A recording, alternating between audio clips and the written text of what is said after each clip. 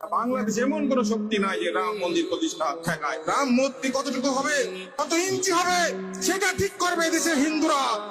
এক সাগর রক্তের বিনিময়তা হতে দেওয়া হবে না। হিন্দুত্ববাদীদের মেরুদণ্ড ভেঙ্গে চুরমার করে দেওয়া হবে বাংলাদেশে। বিডিআর লাগবে না, সেনাবাহিনী লাগবে না। মুসলমান যদি অস্ত্র হাতে তুলে মার্চ করে, মুদির ধুতি ঢিলা হয়ে যাবে। সব হরে রাম করতে করতে বাড়িতে ঢুকবে। আমাদেরকে মজবুত থাকতে হবে।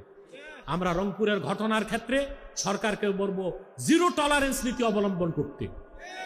যে সরকার পদক্ষেপ না নেয়, মবক্রেসি, জনগণ বাধ্য হয়ে আইন হাতে তুলে নিবে। মূর্তিকে অপসারণ করে নাপাক মূর্তি বাংলাদেশ থেকে হিন্দুস্তানে ফেলে দিবে ছুঁড়ে। রংপুরে পলাশবাড়িতে খুব সম্ভবত হিন্দুরা মূর্তি তৈরি করছে একটা, জানেন আপনারা? রাম মূর্তি, রামের মূর্তি তৈরি করেছে। আর মুসলমান যারা প্রতিবাদ করেছে তাদেরকে মৌলবাদী এবং বলে তকমা দিয়েছে। নাউজুবিল্লাহ বলে। আচ্ছা বলেন তো ভাই, হিন্দুরা যতটা নিরাপদে বাংলাদেশে আছে, মুসলমানরা ভারতে তার 10 ভাগের 1 ভাগ নিরাপত্তা পায়? সেখানে মসজিদগুলোকে তালা দেওয়া হয়। আমরা দেখেছি শুভেন্দু এই সন্ত্রাসী যখন পশ্চিম বাংলার মুখ্যমন্ত্রী হয়েছে, মসজিদের ভিতরে ঢুকে সেজদারত মুসল্লির মাথায় পা দেওয়া হয়েছে, গরু কোরবানি করতে দেওয়া হয় নাই, চরম নির্যাতন করা হয়েছে। তার প্রতিবাদে প্রতিশোধ দিতে যে বাংলাদেশে কোনো হিন্দুর গায়ে আমরা আঘাত করছি? কারণ আমরা ইসলামের আদর্শে বিশ্বাসী। কোন এক এলাকার হিন্দুদের অপরাধে এই এলাকার হিন্দুদেরকে জুলুম করা যায় না। কিন্তু যেটা মূর্তি নির্মাণ হচ্ছে রংপুরে, এটার উদ্দেশ্য খুব খারাপ। এক হচ্ছে মূর্তি নাপাক, যেখানে মূর্তি থাকে আল্লাহর রহমত সেখানে থাকে না। বিশাল আকৃতির একটা মূর্তি তারা নির্মাণ করলো কি করে? প্রশাসন বাধা দেয় নাই কেন? এটা আমাদের প্রশ্ন। আগেই তো বাধা দেওয়া দরকার ছিল। তারপর তাদের মূর্তি তাদের মন্দিরে থাকবে। মূর্তি যদি এত বড় বানায় যে মুসলমানের চোখ যায়, এদিকে মুসলমানের অধিকার খর্ব হয় না? কথা বলে না। কারণ মূর্তিকে মুসলমান নাপাক মনে করে। কি মনে করে? অতএব তাদের ধর্মীয় অধিকার রক্ষা করতে যে সংখ্যাগরিষ্ঠ মুসলিম যারা এই বাংলাদেশকে সৃষ্টি করেছে, তাদের অধিকারকে খর্ব করা কোনো অবস্থায় মেনে নেওয়া হবে না। এখানে একটা চক্রান্ত হচ্ছে কি আপনারা জানেন না? এটা একটা রাজনৈতিক চক্রান্ত ভারতের। এই জন্য মূর্তিটা নির্মাণ করছে। এটা হচ্ছে চিকেন নেক আছে, আপনারা জানেন? চিকেন নেক খুব সরু একটা পথ, ভারতের মূল ভূখণ্ডের সাথে 7টা রাজ্য সেই চিকেন নেক বা সরু পথ ওইটার সাথে সংযুক্ত, 7 সিস্টার বলে যে। তো ওই চিকেন নেককে যদি কোনোভাবে কেটে দেওয়া যায়, তাহলে ভারত থেকে 7টা রাজ্য ছিন্ন হয়ে যাবে। এই ভয় থেকে এই হিন্দুত্ববাদী ভারত সরকার চিন্তা করতেছে চিকেন নেককে প্রশস্ত করতে হবে। এখন চিকেন নেককে প্রশস্ত করতে গেলে রংপুর দখল করতে হবে। নজরুল্লাহ বলে। এখন রংপুর দখল করতে গেলে ক্ষেত্র তৈরি করতে হবে না? তো সবচেয়ে বড় মূর্তি একটা সেখানে বানাইছে। তারপর তাদের প্ল্যান হচ্ছে সারা দেশ থেকে হিন্দুদেরকে সেখানে নিয়ে যাবে, হিন্দু সংখ্যাগরিষ্ঠতা দেখাবে। তারপর এক সময় ওই এলাকার হিন্দুরা স্বাধীনতার দাবি করবে। নওজুবিল্লাহ বলে। সিকিম নামে একটা রাষ্ট্র ছিল, জানেন? সিকিম একটা স্বাধীন রাষ্ট্র ছিল। এই রাষ্ট্রটাকে ভারত দখল করছে। ওখানে একজন মুখ্যমন্ত্রী ছিল লেন্দুক দর্জি। কি নাম? এই লেন্দুক দর্জি ছিল রয়ের এজেন্ট। একদিনে ত্রাস করে লেন্দুক দর্জি সিকিমকে ভারতের হাতে তুলে দিয়েছে। একটা দেশ স্বাধীনতা হারাইছে। তো ওদের চক্রান্ত হচ্ছে রংপুরে মূর্তি নির্মাণ করবে, হিন্দুদের সাংস্কৃতিক চর্চা বাড়াবে, হিন্দু সংখ্যা বাড়াবে, নির্বাচনে তারা জিতে যাবে, কোনো এক সময় তারা স্বাধীনতার দাবি করবে, ভারত তখন হস্তক্ষেপ করবে। এক সাগর রক্তের বিনিময়তা হতে দেওয়া হবে না। হিন্দুত্ববাদীদের মেরুদণ্ড ভেঙ্গে চুরমার করে দেওয়া হবে বাংলাদেশে। আমরা সরকারকে বলবো এই মূর্তি অপসারণ করতে হবে। আর রংপুরের, বাংলাদেশের অংশ রংপুরের ক্ষেত্রে প্রশাসনকে সর্বোচ্চ দৃষ্টি দিতে হবে। পাশাপাশি আমাদের শত্রু আমাদের পাশে, আমাদের তৈরি করতে হবে বাংলাদেশে।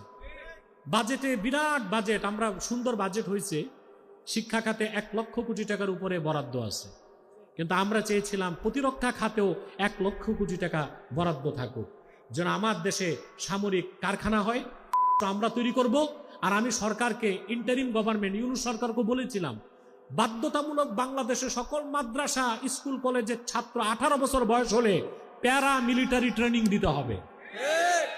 তাহলে বিডিআর লাগবে না, সেনাবাহিনী লাগবে না। মুসলমান যদি অস্ত্র হাতে তুলে মার্চ করে, মুদির ধুতি ঢিলা হয়ে যাবে, সব হরে রাম করতে করতে বাড়িতে ঢুকবে।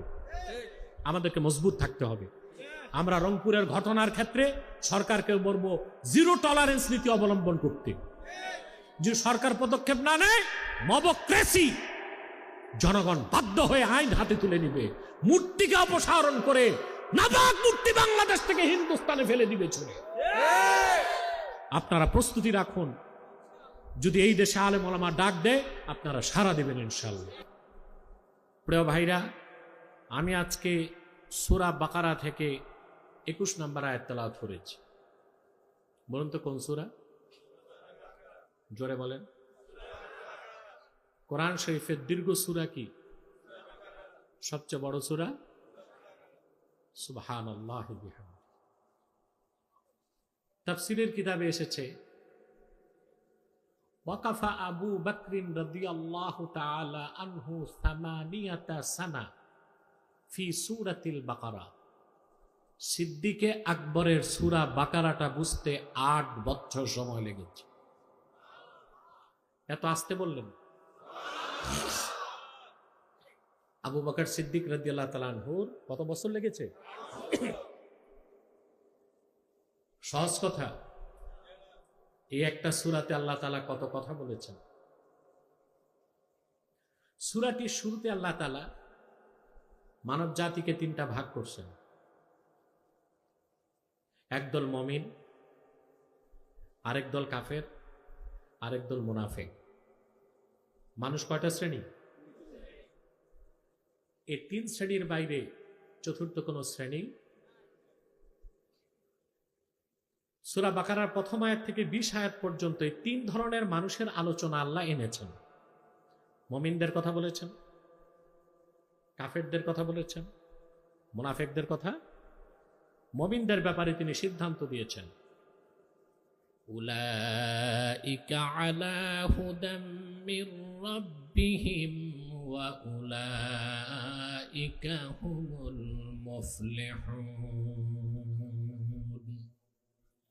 যারা মুমিন, বিশ্বাসী, ঈমানদার, তারা তাদের রবের হেদায়েতের উপর প্রতিষ্ঠিত আছে, আর তারাই চূড়ান্তভাবে সফল হয়ে গেছে। কাফেরদের ব্যাপারে তিনি সিদ্ধান্ত দিয়েছেন, খাতামাল্লাহু আলা কুলুবিহিম ওয়া আলা সামইহিম ওয়া আলা আবসারিহিম গিশাওয়া ওয়া লাহুম আযাবুন আযীম। অবিশ্বাসী কাফেরদের অন্তরসমূহে আর কর্ণসমূহে আল্লাহ তাআলা মোহর অঙ্কন করে দিয়েছেন, সিল মেরে দিয়েছেন, আর তাদের চোখের সামনে তুলে ধরেছেন পর্দা। তাদের জন্য রয়েছে বর্ণনাতীত কঠিন বড় শাস্তি। বলেন নাউজুবিল্লাহ। তারপরে আল্লাহ তাআলা মুনাফিকদের ব্যাপারে বলেন, في قلوبهم مرض فزادهم الله مرضا ولهم عذاب أليم بما كانوا يكذبون। আর যারা মুনাফিক, তাদের অন্তরসমূহে আছে রোগ, বিমার, অসুখ। সে রোগ হচ্ছে মুনাফিকির রোগ। আল্লাহ তাদের এই রোগকে বৃদ্ধি করে দেন। তাদের জন্য রয়েছে কঠিন শাস্তি, কারণ সত্যকে তারা মিথ্যা প্রতিপন্ন করেছে সেই জন্যে। তা মানুষ কয় শ্রেণী? মুমিন, মুনাফিক, তিন নামে সূরাও আছে, সূরা আল মুমিনুন, সূরা আল মুনাফিকুন, সূরা আল কাফিরুন। মাইকম্যানটা কোথায়? সাউন্ডটা আরেকটু পরিষ্কার করো, ইকো থাকবে না, ইকো টিকো বন্ধ করো, শুধু পিওর সাউন্ড থাকবে, কম হোক পরিষ্কার হোক। তা আমরা যারা এখানে বসে আছি তিন শ্রেণীর বাইরে কেউ আছি? তবে আমার বিশ্বাস অধিকাংশই মুমিন। কাফের অমুসলিম থাকতে পারে, কারণ অমুসলিমরা আমাদের ওয়াজে আসে। আর মুনাফিক থাকাটা তো একেবারেই স্বাভাবিক, ঠিক কেন? তা মানুষ কয় শ্রেণী? মুমিন, মুনাফিক, কাফের। তিনের বাইরে কোনো মানুষ। আমাদের হতে হবে কি? জোরে 1 থেকে 20 নম্বর আয়াত পর্যন্ত তিনি এই কথাগুলো বলে 21 নম্বর আয়াতে প্রথম নির্দেশ করলেন। সুবহানাল্লাহ। আল্লাহ রাব্বুল আলামিন বলেন, ইয়া আইয়ুহান নাসু উবুদু রাব্বাকুমুল্লাযী খালাকাকুম ওয়াল্লাযীনা মিন ক্বাবলিকুম লাআল্লাকুম তাত্তাকুন। কোরআন শরীফে প্রথম নির্দেশ কার নির্দেশ? এর আগে আদেশমূলক কোনো কথা নাই, এটা প্রথম আদেশ। আল্লাহ বলেন, হে মানব জাতি, তোমরা তোমাদের রবের ইবাদত করো। সুবহানাল্লাহ বলবেন না? আল্লাযী খালাকাকুম, যিনি তোমাদের সৃষ্টি করেছেন, ওয়াল্লাযীনা মিন ক্বাবলিকুম, তোমাদের পূর্ববর্তীদের সৃষ্টি করেছেন, লাআল্লাকুম তাত্তাকুন, যারা তোমরা জাহান্নাম থেকে বাঁচতে পারো। সুবহানাল্লাহ। আমরা প্রত্যেকেই ইবাদত বুঝি, তবে পুরা বুঝি না। আর অধিকাংশ লোক ইবাদত বুঝলো, হাকিকাতে ইবাদত বুঝি না। ইবাদত বুঝা এক জিনিস, আর ইবাদতের হাকিকত বুঝা, কথা বলেন, আরেক জিনিস। দেখুন বিষয়টাকে সহজ করে বুঝাচ্ছি। প্রত্যেকটা মানুষের জীবনে 3টা প্রশ্ন আসে। কয়টা? আপনারা যা দাঁড়ায় আছেন আল্লাহর হস্তে বসেন, আর বিনা কারণে একটা মানুষও উঠবেন তো দূরে থাক, মাথাটাও নাড়বেন না।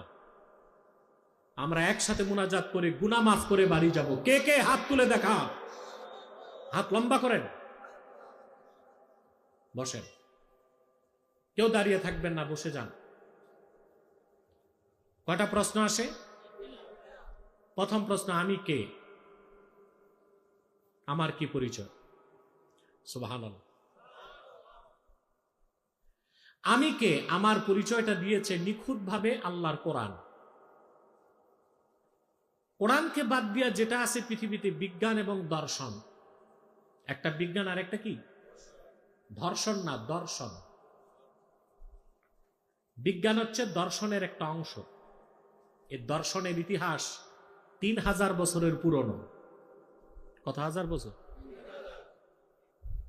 বিজ্ঞান ও দর্শন মানুষের আত্মপরিচয় তুলে ধরতে পারছে ভুল। যেমন গ্রিক দার্শনিক ছিল সক্রেটিস, নাম শুনছেন? কথা বলেন। যিশু খ্রিস্টেরও জন্মে 350 বছর আগে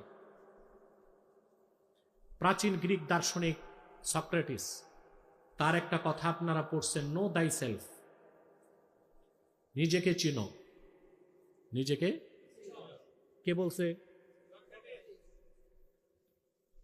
আমি খোঁজাখুঁজি করলাম যে সক্রেটিস তো ছিল মূর্তি পূজারী, এত সুন্দর কথা পেল কই? কথাটা তো সুন্দর, নো দাই সেলফ, নিজেকে জানো। খুঁজে দেখলাম প্রাচীন গ্রিকে একটা মন্দির ছিল, ডেলফি মন্দির। ওখানে সক্রেটিস পড়তে যে লেখাটা পেয়েছে, নো দাই সেলফ, নিজেকে চিনো। চিন্তা করলাম ওই মন্দিরে কথাটা গেল কোত্থেকে? খুঁজে পাইলাম যুগটা ছিল আল্লাহর পয়গম্বর দানিয়াল আলাইহিস সালামের যুগ। দানিয়াল নাম শুনছেন?